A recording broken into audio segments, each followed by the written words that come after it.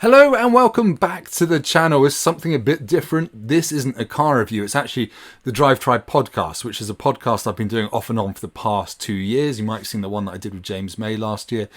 And we're going to start doing them regularly again, and I'm going to film them and put them on the channel. So they're not car reviews. If you want car reviews, it's not that, so don't watch it. It's going to be a mix of car news from the week, stuff we've been driving, just general anecdotes, and it's very unprofessional. We have a bit of a laugh about things that we've been up to in our careers as motoring journalists. So do check it out. It will go on for about 40 minutes, and it's not very serious, as you've probably come to expect from me. So enjoy, and especially enjoy the pornographic music, which our CEO recorded.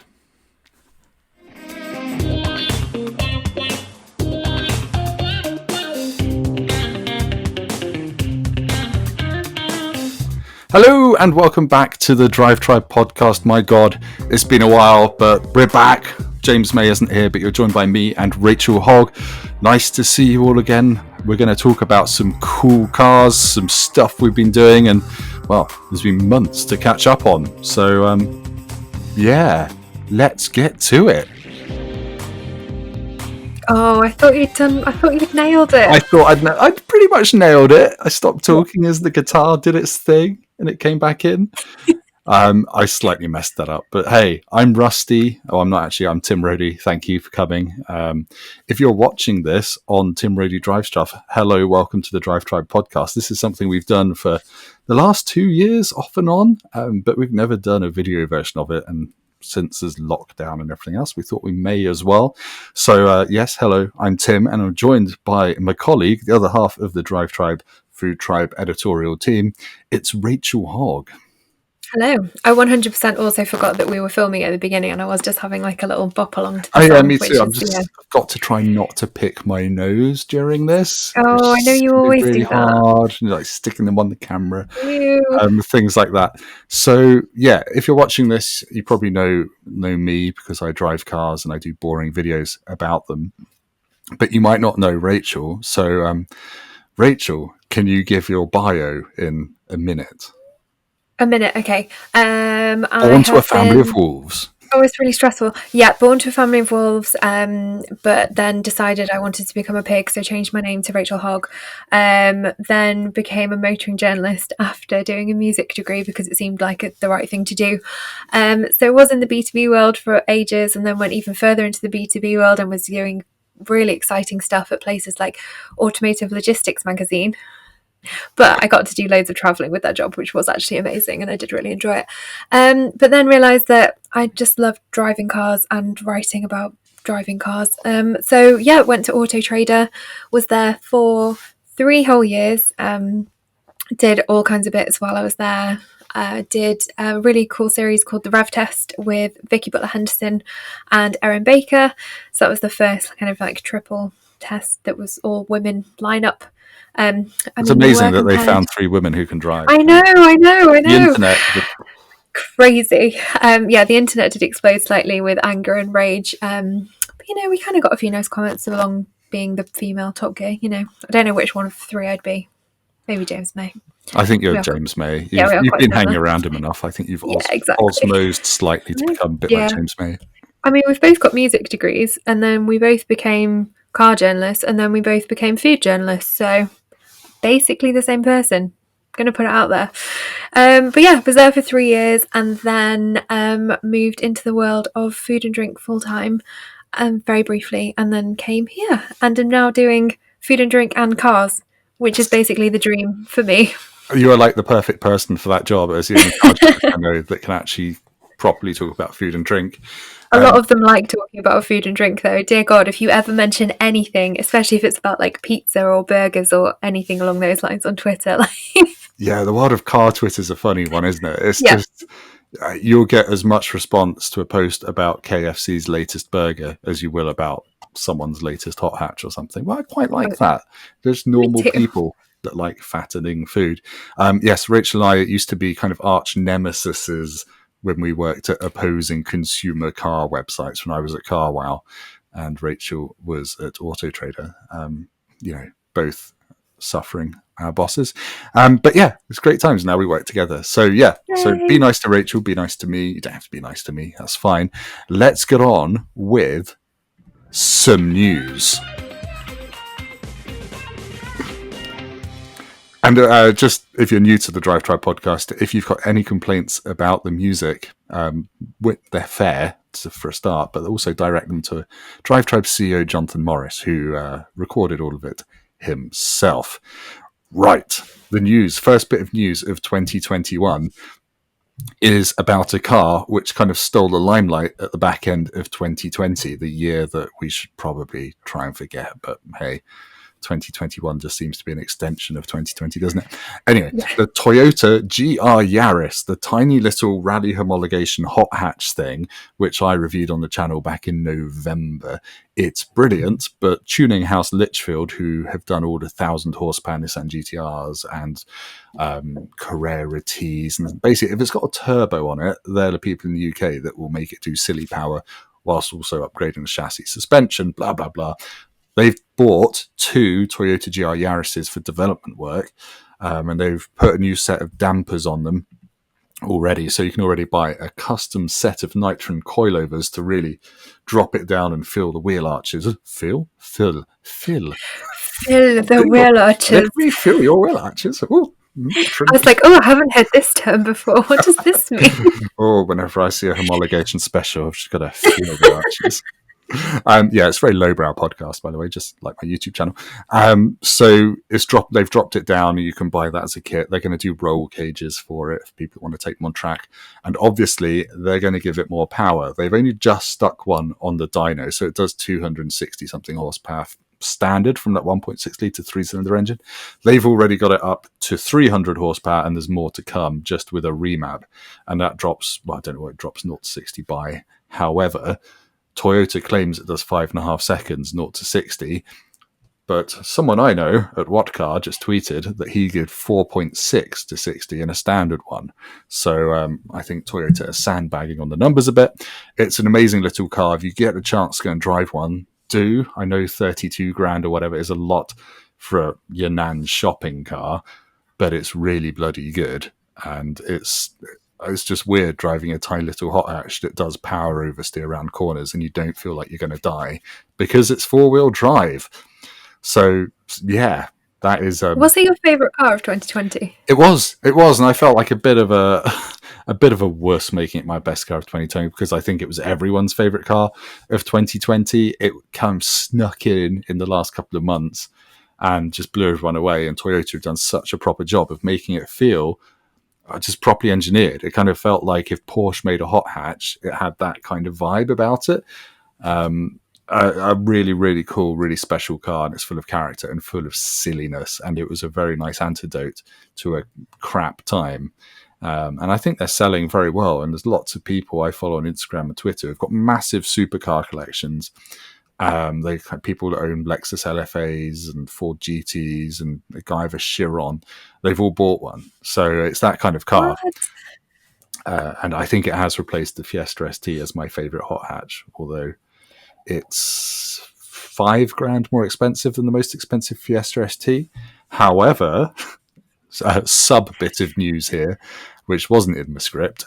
The Fiesta ST and Focus ST prices have just gone up about $1,500, $2,000 each yesterday because of Brexit.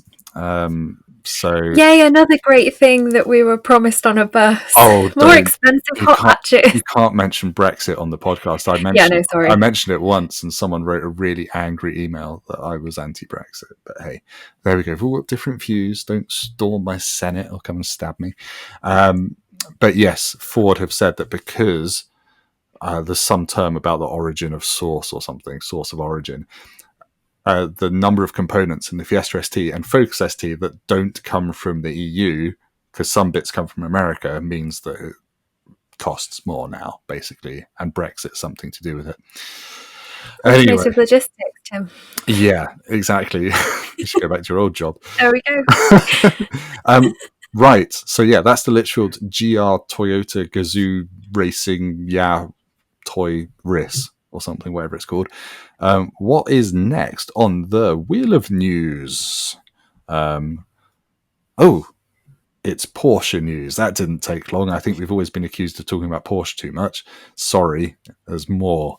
And it's to do with sales figures, which are normally the most tedious thing to talk about in the world. But Porsche's new electric... This time. No, not this time. Porsche's new electric car, it's not even new anymore, is it? The Taycan, whatever, is selling really well. And they sold over 20,000 of them in 2020.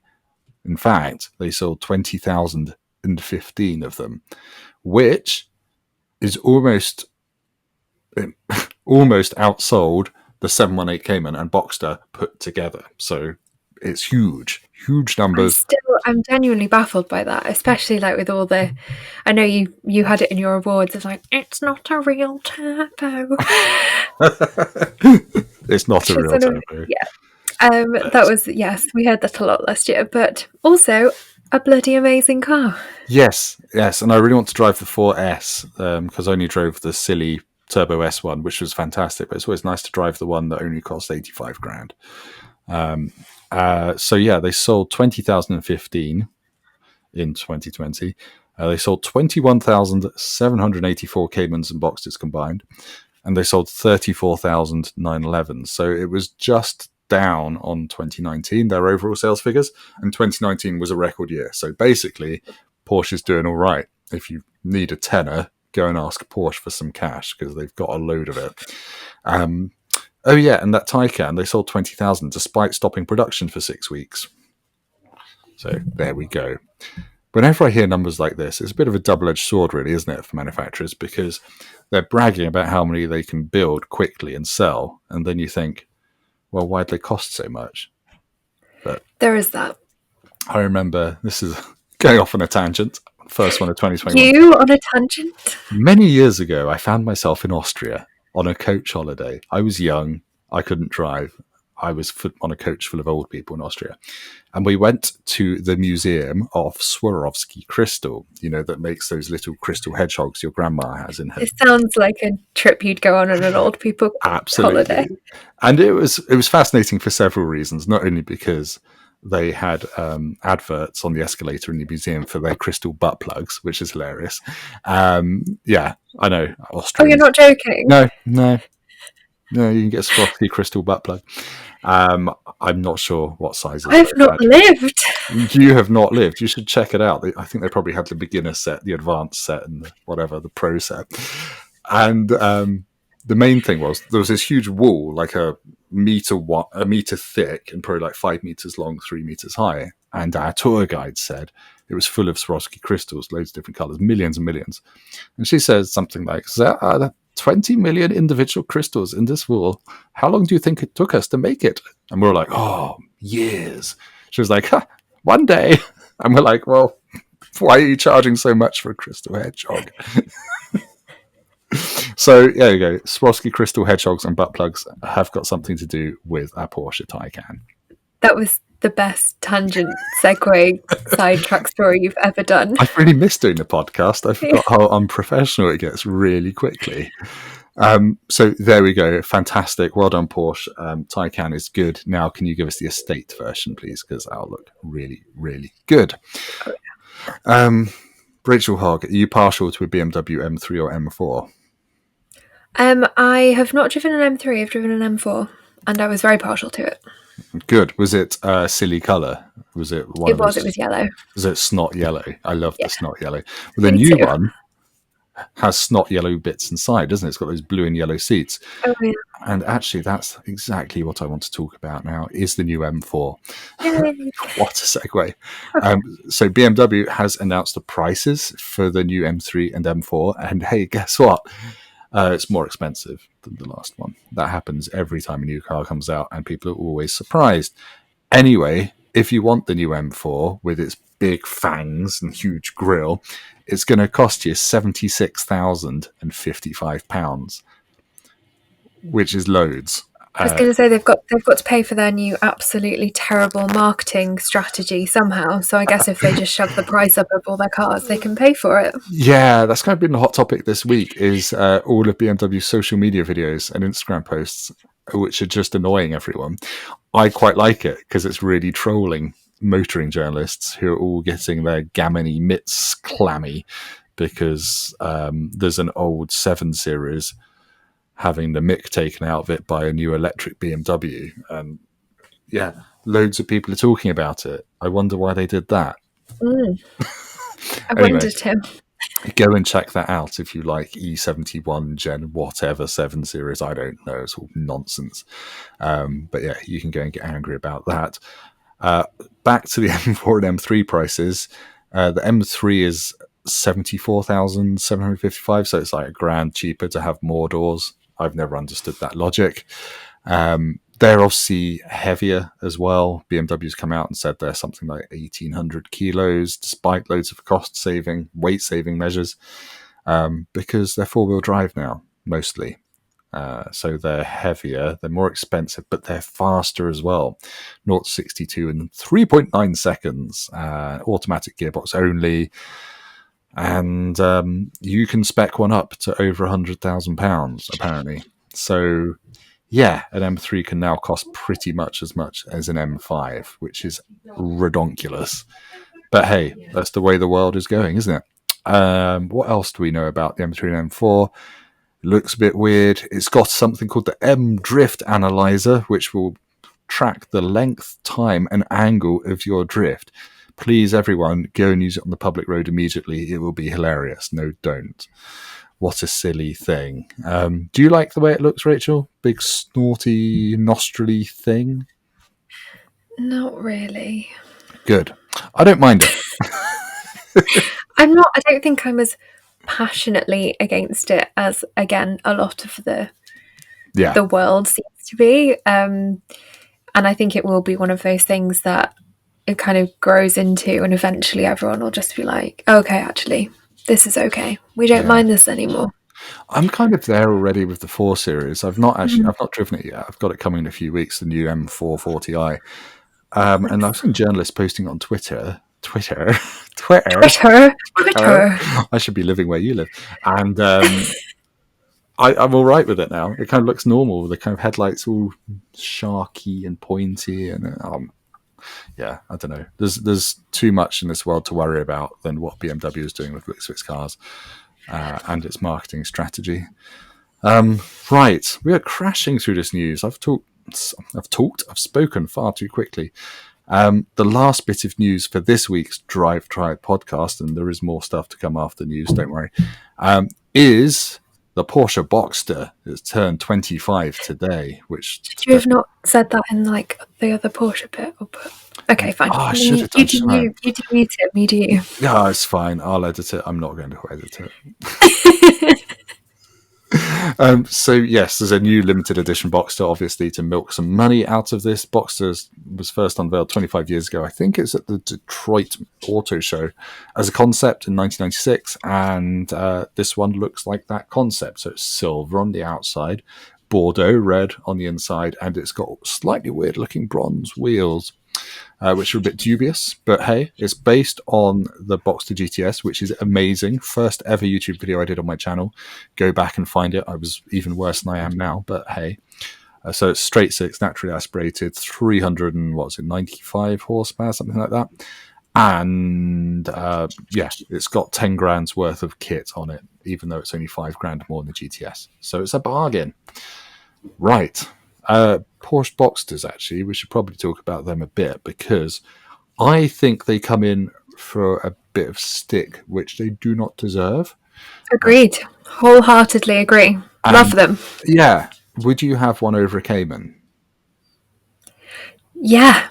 I genuinely would. Yeah. Was I meant to disagree with you on this? I probably was, wasn't I? But exactly the same. Yeah. And I kind of feel that people that say they would have a Cayman over a Boxster have just got either delusions of what they can feel when they're driving, or they just want to have the most locked down, tied in chassis solidityness, and it's just nonsense. If you're driving it on the road, you're going to be stuck behind a van anyway.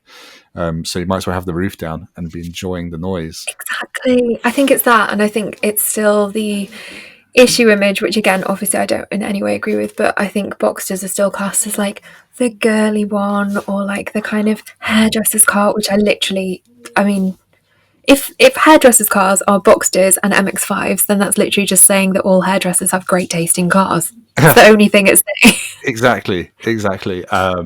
And if it's that thing where they're presuming all hairdressers are gay men, then I think you'll find that gay men have famously good taste. So yeah, crack on. Exactly. My brother used to have a Boxster, and he's got less hair than me, if you can believe that. So he can't be a hairdresser.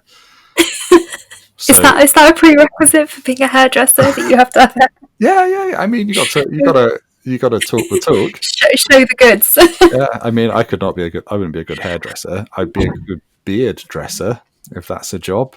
I don't know. We've all got to reskill in 2021. That could be your new thing. Well, didn't the government tell people that they've got to reskill? What was that awful advert the government did last year? It's like, so-and-so's ballerina. As a ballerina, she's about to become unemployed, but she just doesn't know it yet. What was it? Retraining cyber. Yeah. What's cyber? Isn't that like when you get on MSN and send nudes to like other people at your school? Oh, weird. Anyway, It sounded like a bad memory thing, but let's not go down that path. Let's just say I went to an all-boys grammar school and it was weird. Okay, so that was the news. How do I get us out of the news? With a bit of music.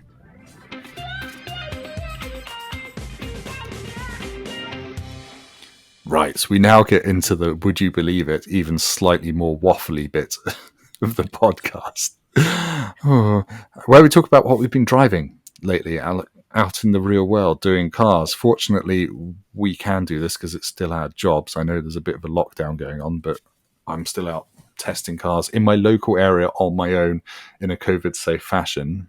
And we've driven quite a lot of stuff since we did the last podcast back in August with James May.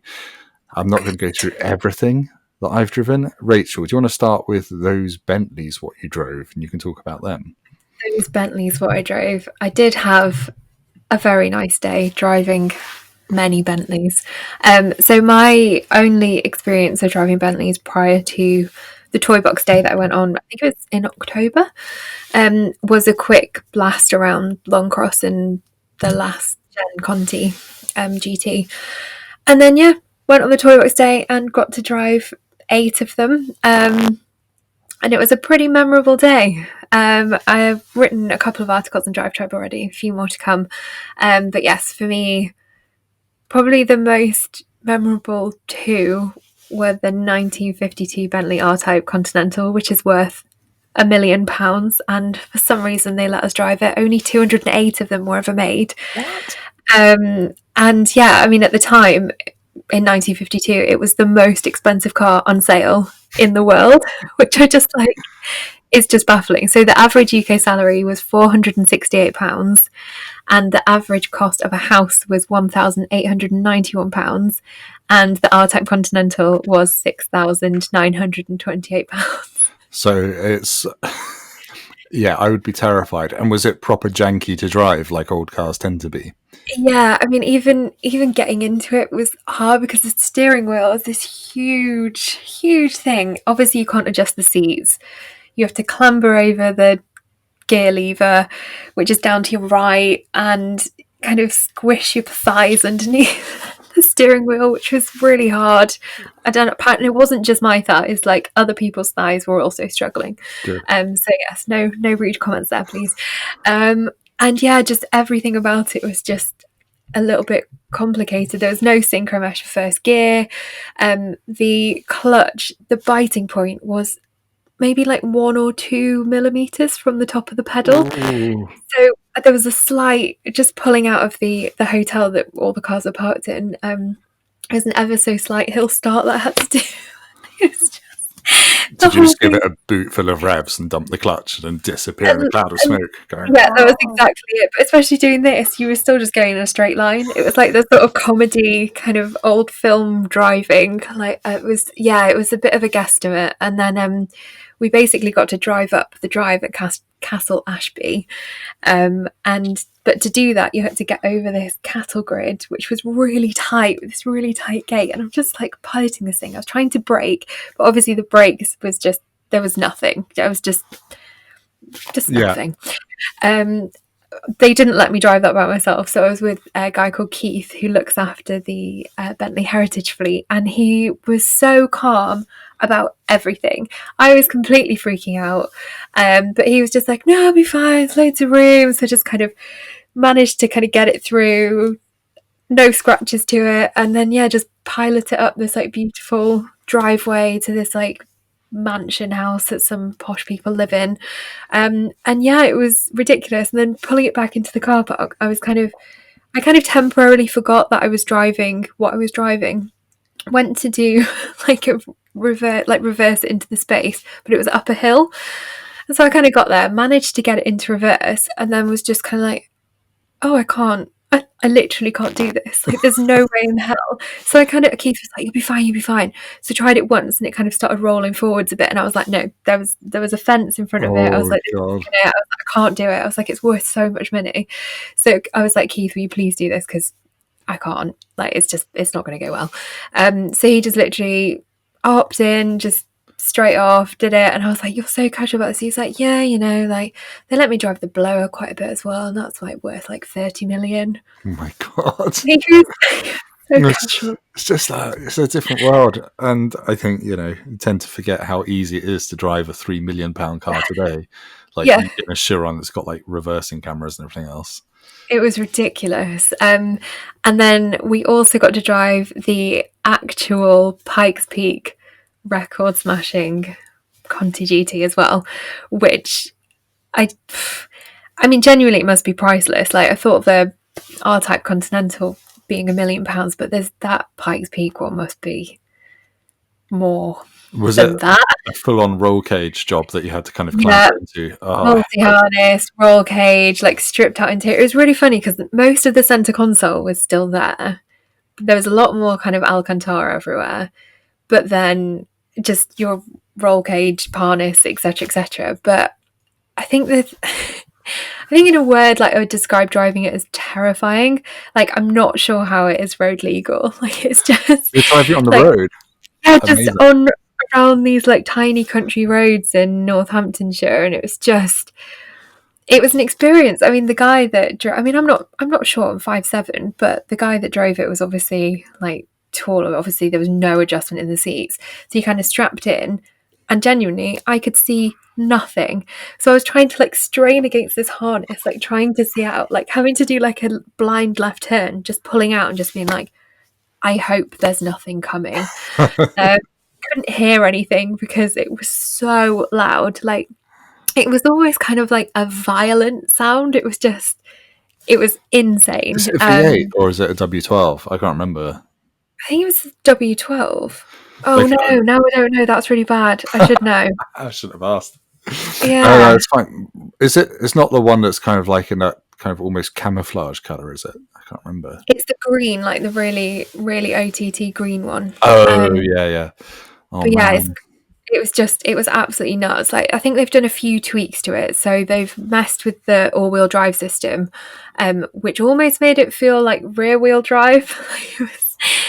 On damp roads around Northamptonshire was interesting. That's so cool. And then Krapovich exhaust, and then like I think obviously there was some weight saving. Like, Bentley wouldn't say how much it weighs now, but I mean it's definitely less than like a normal Conti GT. That wouldn't be hard if it's less than a small moon. That's so cool that Bentley actually kind of has all these cars and they let people drive them. It was a day.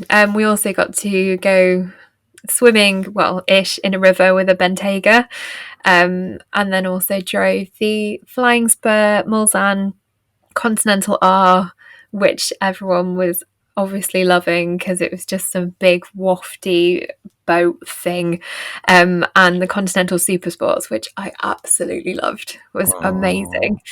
So it was a good one. But I don't know, because obviously Flying Spur is kind of a lot of people's like ultimate car, but I don't know, I'm kind of wondering like where it fits in, because obviously Mulsanne is so kind of wafty and genteel, Yeah. but also with the kind of power and the... But Mulsanne's being killed, I think. Yeah, exactly. So Yeah, but I wonder Flying if they'll... Spur's kind of an in-between one. Yeah, because the Flying Spur was always just like, if you wanted a Continental GT that you could put your kids in, it's kind of what it was, wasn't it? I wonder if they'll do a new Mulsanne, something, because that was proper flagship material, wasn't it, really? But yeah, stay tuned to Tim Rodey Drive stuff, because I've got the new Flying Spur V8 coming next week. Excellent. I'm very excited. As someone said on, I think it was on DriveTribe or on Twitter, it's really hard to do a video review of a Bentley without sounding like Quentin Wilson and just say, "Oh, it's a wafty brute." Did I manage okay there? Yeah, no, you did fine. You didn't say it's a lead fist in a velvet glove or something. I didn't, believe it or So not. that's pretty good going. I spoke to chap Bentley, because obviously Jeremy Clarkson has used a Bentley on the Grand Tour lately. He called it MFB. So it was a Continental GT that Bentley built for him with a full exoskeleton roll cage, off-road suspension, off-road tyres. It was like proper off-roady, but it was still a Bentley Continental GT inside. And it survived everything they did in Madagascar. They brought it back to the UK.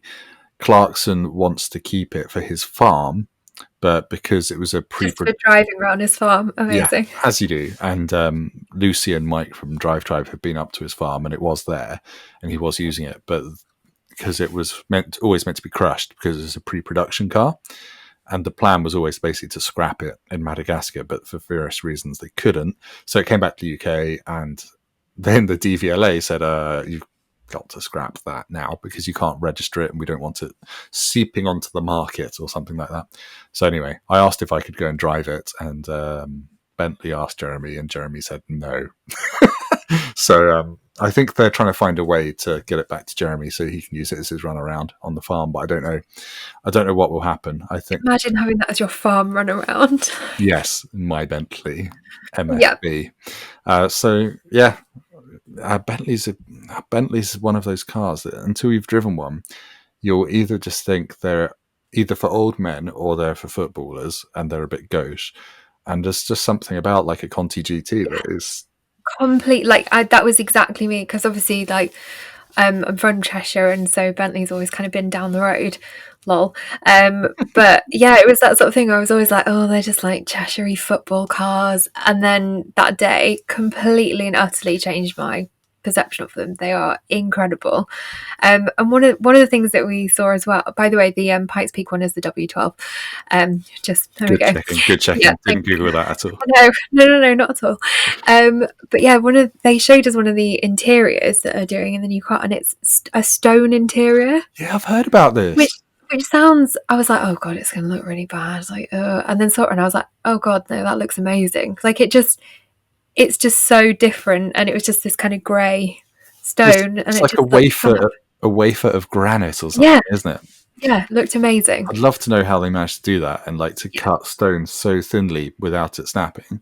Just the detail and stuff, especially on the kind of interior design and things, it's just another level. Like the kind of the organ. Oh, the organ stop things. I just we do this. Literally just all day, just kind of like so oily. Yeah, and also wonderful. Like you look at the price for them, and you think it's kind of reasonable.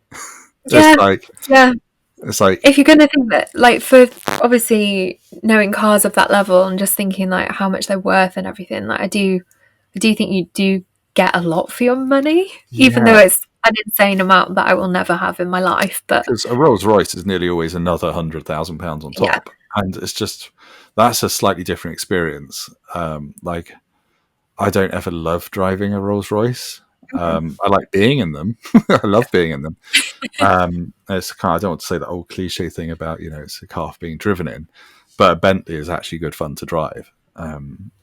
I was amazed how capable the Conti V8 was. Like it just felt like a car like that big, and everything should not be that versatile and fast and everything. And just when you're kind of going into corners in it, and you're like, I feel absolutely fine just kind of completely like throwing this in, probably a little bit fast. Yeah, it's fine. It was amazing.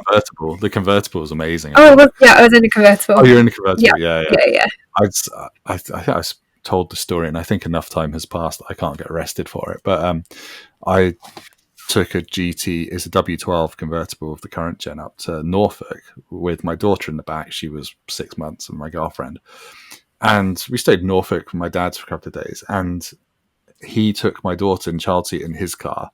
And we drove to a National Trust property because that's who we are. And I overtook him in the Bentley with the roof down on this B road. Like straight, I could see for miles, it was safe.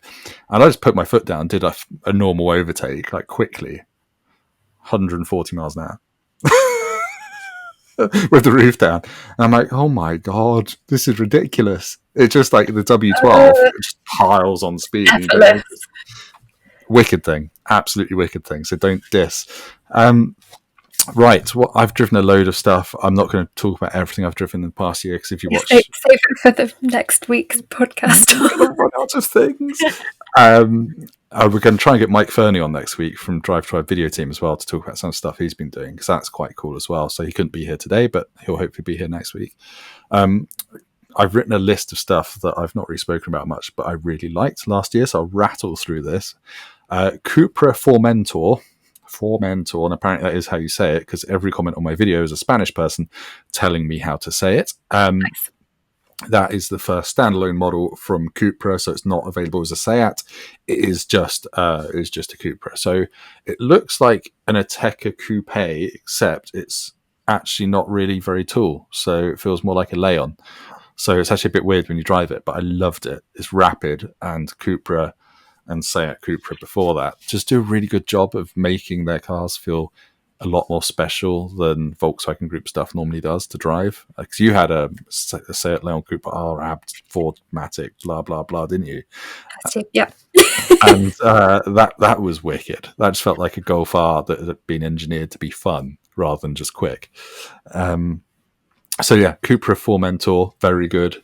You'll probably never see one on the roads, but hey, go and buy one if you're half interested. New Golf GTI is very good. I quite liked it. There we go. Review of that done. The biggest video that I've done in the past 6 months in terms of views is not a car review, which probably means I should stop doing car reviews. I got to drive a bit like Rachael, kind of clambering through the roll cages of Bentleys. I clambered through the roll cage of one of the Land Rover Defenders used in the new James Bond film, which still hasn't come out. So much fun, Tim. That video was so fun. It was, oh my God, it was so much fun. That video is like a little 7-minute thing that I just shot like on the fly on various GoPros and stuff. Yeah, I didn't realize I'd get to drive it. It's a stripped out new Defender with their 6-cylinder petrol engine, straight six, with 400 horsepower. It's got hydraulic handbrake for stunts. It's got a full roll cage. It's got a steel roof inside. It's like they rolled them in the filming. I think there's a video on YouTube, like that Land Rover put out, of them deliberately like properly messing up jumps and rolling them and then carrying on. So it's like built tough, and it's like I had to turn it on and off 3 times to get it to actually start because all the wiring loom had been hacked about with. There's a fire extinguisher button. There's all sorts. And we just got to razz it around a really muddy field up at Land Rover's headquarters in Gaydon. And it was so much fun. It was so loud. I was being shown around by Jess Hawkins, who's one of the stunt drivers from the film. She is very cool. She is very cool. Like, yeah, she's one of those like people you're just like, oh God, I'm so jealous of you. Like just everything. She's just so like, cool. Like young. She was 24, and she's just ridiculously successful, ridiculously cool. And her other half is Abby Eaton from the Grand Tour, who does all the driving on the Grand Tour. They're like this power couple. Oh my God. 2 women in motorsport. They're doing amazing things. But anyway, her advice to me was just like basically shouting and swearing at me to go faster. And it was weird because you're slithering around on mud, and if you keep your foot in and just like turn in at ridiculous speeds, it just gripped. But you had to trust it. And that was a lot of fun. And you couldn't hear yourself think because the fuel pump was behind your head. And as soon as you start the engine, it was drowned out by the fuel pump. But yeah, go and check that out because that was a good day. And hopefully it gets some good screen time in the new Bond film if we're ever allowed to watch it. So yeah, that is probably the highlights of my past 6 months. There's other stuff, but do check out my YouTube channel. And that'll probably do for today, to be honest. Hopefully this has worked. Hopefully I can edit this together as a video. And we will see you next week, possibly with a Scottish man who can talk about X20 engines and V10 engines and what he's been doing with James May before lockdown started again. But yeah, thank you for listening. Thank you for watching. We'll try and keep this up as a regular thing again. And you never know, might be able to get James May back on at some point, because I helped him install Google Chrome before we did the last one of these, so he could use our podcast recording software. I was on the phone to him. He's actually pretty tech savvy, so hey, that was good. Right, anyway, thank you for listening. I've been Tim Rohde. I've been Rachael Hogg. And this has been the DriveTribe Podcast. Here's some very pornographic outro music. I forgot how. I feel like I need to sit really still now, because I always have like a little boogie when it's on. But you can dance. You do your head dance to it. You just can't do the sexy noises we used to do over this. Or I've come to fix your boiler. Oh yeah. But I don't have a boiler. You do now. Pizza delivery man. Oh, what's in this box? Why is there a hole in the box? I didn't order salami. This has been as highbrow as all of the others. Yeah, this has been really good. I forgot about that bit. That was my vocals on that bit, actually. And there we go, there's a car, because we're a car podcast. Oh, yeah. We should leave it. Bye, everyone.